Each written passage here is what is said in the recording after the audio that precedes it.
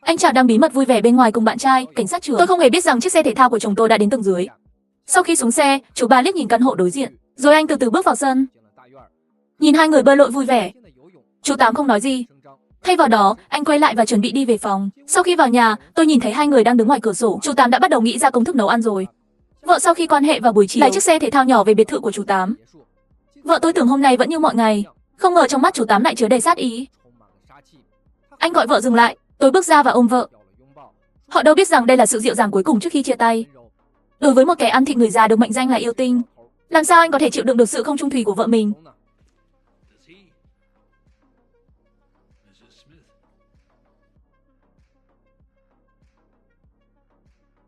Tôi xin lỗi đừng làm thế. Kiến thức là nỗi đau, tôi đã quen với điều đó. Không phải thế, tôi không nhận được một số niềm vui nhỏ để đổi lại nỗi đau của tôi.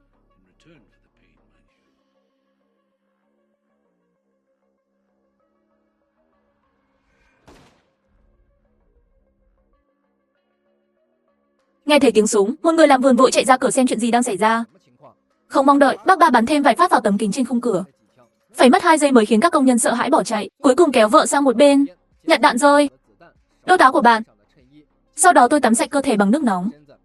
Ngay sau đó cảnh sát đã bao vây biệt thự, và trung sĩ cảnh sát phụ trách vụ án là Lunali, bạn trai của vợ chú ba. Bác ba trong nhà vẫn lịch sự. Nhìn thấy trung sĩ cảnh sát bước vào qua camera giám sát, chú ba bảo Lunali tự mình vào nhà bằng cửa. Tôi thấy chú ba cầm súng trên tay, Lunali vẫn chưa lao vào. Anh ấy vẫn chưa biết, người phụ nữ bị bắn là bạn gái của anh ta. Tôi còn không biết cô ấy là vợ chú ba. Nhưng chú ba biết rõ chú ấy.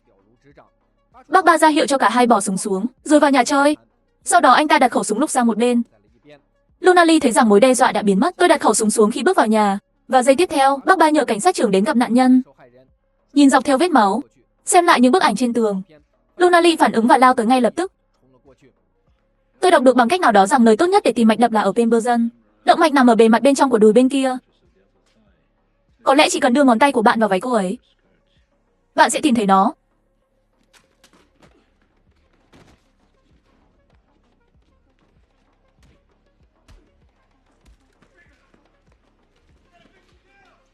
Viên cảnh sát trưởng cáu kỉnh lập tức ra tay xử lý chú ba, và cảnh sát phát hiện vợ anh ta vẫn chưa chết. Khi người vợ được khiêng ra khỏi phòng trên cáng, tâm trí của Nannali đã trở nên trống rỗng, và chú ba lên xe cảnh sát. Đó là trạng thái hoàn toàn kiểm soát được mọi thứ. Eugen là luật sư của văn phòng công tố nhà nước. Ban đầu anh ấy muốn tìm một công việc khác. Tôi đã lấy trường hợp này trước khi tôi rời đi. Cũng nói với anh ta rằng có một khẩu súng lục được rút ra. Ngoài ra còn có lời thú tội được anh ký tên. Vụ án này là một vụ án giết người đơn giản. Eugen đi đến hội trường mà không suy nghĩ nhiều. Thẩm phán nói với chú Bai, anh ta có thể thuê luật sư bào chữa cho mình. Không ngờ chú Bạch lại trực tiếp từ chối. Anh ấy nói rằng anh ấy có thể giải quyết nó bằng cách xuất hiện trước tòa. Bixien có vẻ hoài nghi sau khi nghe điều này. Tôi tưởng ông già này đã từ bỏ cuộc đấu tranh của mình. Đó là trường hợp, sau đó chỉ cần ra tòa và giải quyết vấn đề càng sớm càng tốt. Buổi tối, Bixien đi dự tiệc tối do đơn vị mới tổ chức. Tôi đã trò chuyện rất vui vẻ với sếp mới của mình. Tôi không ngờ đồn cảnh sát sẽ gọi cho tôi. Nói với anh ấy, khẩu súng được tìm thấy không có dấu hiệu đã nổ. Tức là nói, vỏ đạn được tìm thấy không khớp với khẩu súng trên thi thể chú ba. Khẩu súng trong tay chú không phải là khẩu súng bắn vợ. Và ngày hôm sau, họ đảo lộn trong biệt thự của chú Tám. Khẩu súng đã bắn cũng không được tìm thấy. Vì lý do này, Bi Cường đã đến gặp chú Tám. Tôi muốn xem anh ấy làm những thủ thuật gì. Không mong đợi, chú Tám qua thám tử tư. Bi Trang đã được điều tra kỹ lưỡng từ lâu, bao gồm cả khả năng nhân vật của anh ấy, biết mọi thứ về tình hình tài chính của bạn. Và chú Tám cũng nắm rõ luật lắm. Mặc dù có vẻ như anh ta là kẻ giết người, nhưng nếu vũ khí giết người không được tìm thấy, thế thì tội phạm chưa được xác lập. Đối mặt với sự khiêu khích tao nhã của chú ba, quả thực không có bức tường nào nơi tìm thấy khẩu súng lục. Tôi chỉ biết giữ cơn giận trong lòng. Sân trước tàu, Tất Cường lần đầu tiên hỏi người làm vườn về tình hình hôm nay. Bị cáo chú ba đang vẽ tranh. Bất kể Bi Trang hỏi gì, anh ấy thậm chí còn không phản đối. Cứ hỏi bất cứ điều gì bạn muốn, tôi không quan tâm chút nào. Sau đó Bi Kieng đã hỏi một sĩ quan cảnh sát khác vào ngày hôm đó, vẫn như cũ. Bác ba hoàn toàn nhắm mắt làm ngơ. Điều này khiến thẩm phán bối rối. Hình như bác ba là cư sĩ. Người cuối cùng là Nannali. Anh sẽ nhớ cảnh nhìn thấy chú ba, mô tả nó một cách chi tiết. Và lần này chú ba có điều muốn nói. Nhưng ngay khi anh ấy xuất hiện, anh ta xúc phạm vợ mình vẫn đang nằm viện. Khoảnh khắc này khiến tất cả mọi người đều chết lặng. Bạn sẽ gọi nó là gì? Về mặt pháp lý, khi cảnh sát bắt giữ bạn đã quan hệ tình dục với vợ bạn, tôi nghĩ nó đáng phản đối, nó khá là kinh tởm. Tại sao tôi nghĩ? Nhưng tôi không biết, có thể tôi đã sai. Chú Pháp nói trước tòa điều không thể chịu nổi này. Nunazi không nói nên lời sau khi nghe điều này. Thay vào đó, anh ấy trực tiếp rời khỏi chỗ ngồi.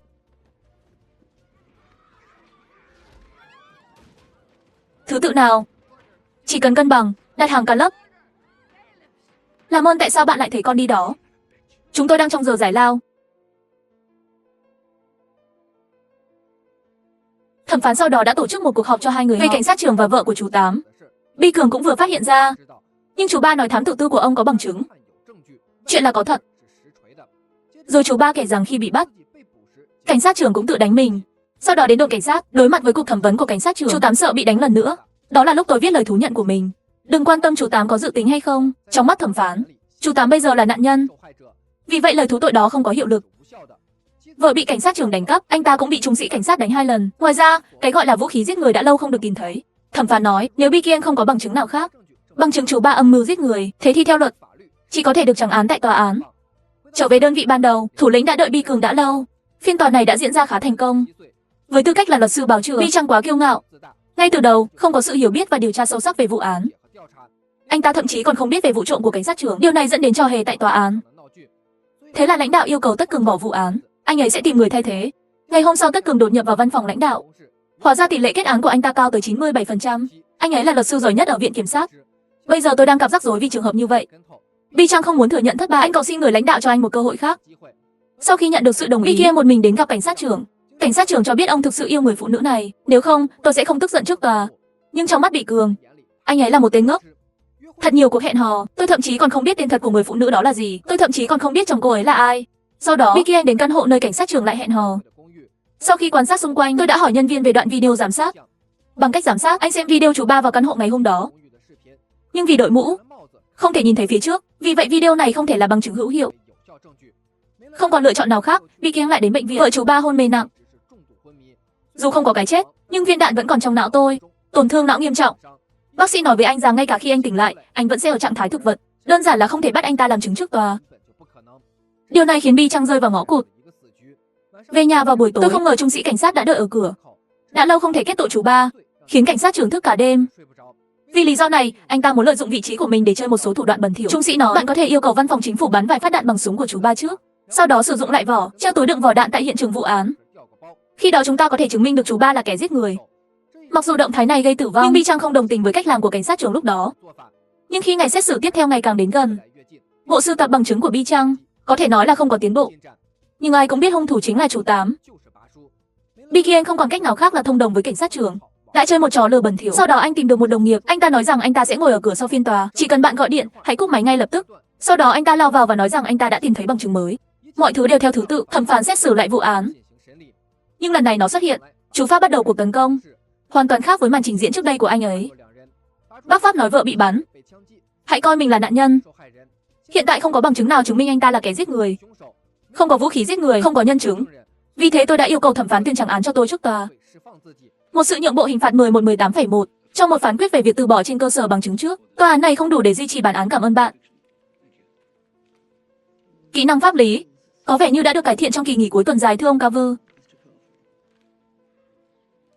Quay lại, thẩm phán hỏi Bi Trăng liệu tuần này anh có tìm thấy bằng chứng nào không? Bi Cường ngồi xuống, sau đó anh ta lấy điện thoại di động ra, chỉ cần làm theo kế hoạch và phân bổ cho đồng nghiệp bên ngoài. Sau đó họ có thể dùng chứng cứ giả để kết tội chú ba. Nhưng tôi đã do dự trong vài phút, Bi Cường nội tâm đang đấu tranh cuối cùng đã lựa chọn từ bỏ.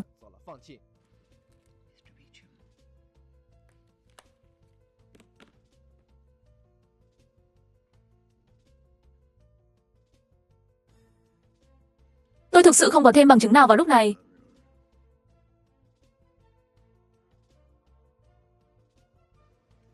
Đại dương cho phán quyết tha bổng được chấp thuận. Bồi thẩm đoàn được thả ra với lời xin lỗi của chúng tôi. Và bị cáo được tự do đi. Chú thứ 8 đầy mưu mô, dường như biết sự sắp xếp của Bi Cường. Tôi vẫn hơi ngạc nhiên vì cuối cùng anh ấy đã bỏ cuộc.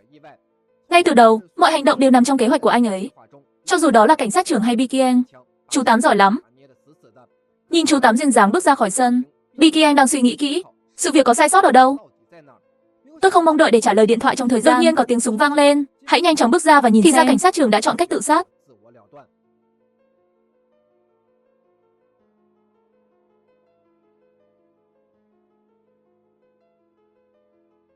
Sau đó chú ba lấy lại khẩu súng lục của mình. Sau đó cảnh sát đưa anh ta về nhà.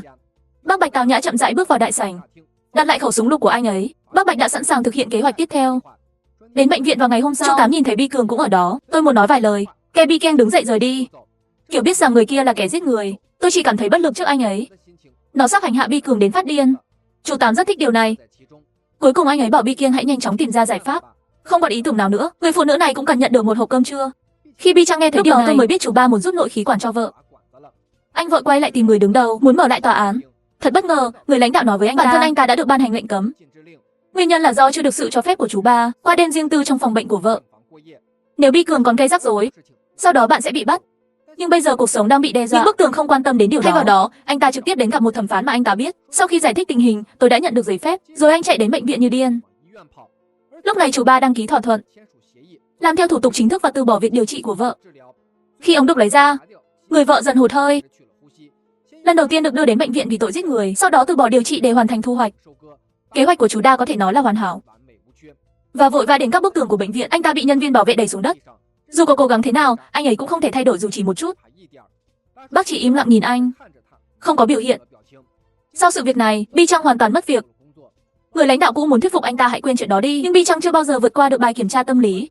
Anh quay lại đồn cảnh sát, muốn tìm ra sai sót trong vụ án. Trong khoảng thời gian này, tôi nhận được cuộc gọi từ biệt của chú Ba. Và trong khi đang nói chuyện điện thoại, Bi Cường bỗng nhiên phát hiện điện thoại di động riêng, nó giống hệt như điện thoại của viên cảnh sát này. Điều này đột nhiên khiến anh nhớ đến khẩu súng lục bị mất. Bác Ba sau đó thu dọn đồ đạc và chuẩn bị rời đi, nhưng tôi lại thấy Bi Cường ở nhà một mình. Mặc dù có hơi muộn, nhưng cuối cùng Bi Ki Anh đã tìm ra sự thật của vấn đề. Hóa ra là súng lục của chú Ba giống hệt súng lục của cảnh sát trưởng. Trước khi phạm tội, chú Ba đi đến căn hộ nơi họ đang hẹn hò, mục đích là trao đổi súng lục. Vào ban đêm, chú Tám dùng súng của cảnh sát trưởng hạ gục vợ, rồi anh kéo vợ ra cửa. Sau đó gọi cảnh sát, đợi cảnh sát trưởng tới. Chú Tám cố tình cầm súng đứng trước cửa. Sau đó tôi hẹn với cảnh sát trưởng để cất hết súng sang một bên. Tôi thấy chú Ba bỏ súng trước. Cảnh sát trưởng làm theo. Tại thời điểm này, Bạch lập tức yêu cầu anh tập trung vào vợ. Hãy tận dụng cơ hội này, chú Ba đổi khẩu súng lục của mình với khẩu súng lục của mình, rồi cố tình khiêu khích anh ta để trung sĩ công an ra tay sau khi bị chính mình đánh. Sau đó anh ta mang theo vũ khí giết người một cách hoàn hảo. Chú Tám cuối cùng đã được trắng án. Cảnh sát trưởng tự sát vì áp lực dư luận. Đây chính là quá trình phạm tội hoàn hảo của chú Tám. Trước khi vợ tôi chết, Bi Trang thường xuyên canh gác tại bệnh viện. Anh ấy không làm điều đó vì bất cứ điều gì. Nó dành cho những viên đạn. Bây giờ vợ tôi đã chết, sau đó Ba Kim có thể lấy nó từ xác chết, lấy viên đạn trong não ra. Viên đạn này chứng minh điều đó. Nó phát ra từ súng của cảnh sát trưởng. Sau đó vũ khí giết người thực sự đã được tìm thấy. Lý luận của chú Tám về bức tường đã đánh giá cao. Nhưng ngay cả khi viên đạn có thể sánh được với khẩu súng, làm thế nào để chứng minh điều đó? Lúc đó, chú Ba đã dùng súng của cảnh sát trưởng bắn chết cháu. Làm thế nào để hoàn thành việc trao đổi gói? Mặc dù lý luận là đúng, nhưng không có bằng chứng thì vẫn là chuyện vớ vẩn. Hơn nữa, vụ án đã kết thúc, cùng một tội không thể bị xét xử 2 lần. Bác Ba tự tin nói với Bi Kiang với vẻ hài lòng vô cùng. Anh ta chỉ sử dụng 1 viên đạn. Vì thế tôi đã đuổi 2 người này đi. Vậy thì hãy mang tất cả đến đây nhóc ạ. Mang tất cả mọi người trong triều đình đến ngoại trừ chúng ta, hãy xem lãnh chúa năm nhất. Nguy cơ kép. Tôi đã đến thử nghiệm bạn một mất mát. Hoặc hy vọng rằng điều đó không quan trọng những gì bạn làm bây giờ. Không quan trọng bạn biết gì. Cô ấy có thể quay trở lại từ ngõ cụt để làm chứng những điều đã đổ vỡ. Và nó sẽ chẳng có ý nghĩa gì.